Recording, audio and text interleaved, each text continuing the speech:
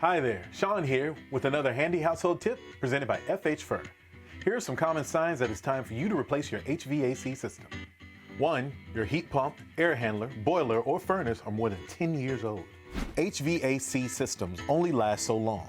Consider replacing it with a high-efficiency unit. You'll save money, be more comfortable, and more eco-friendly. 2. Your equipment needs frequent repairs and your energy bills keep going up.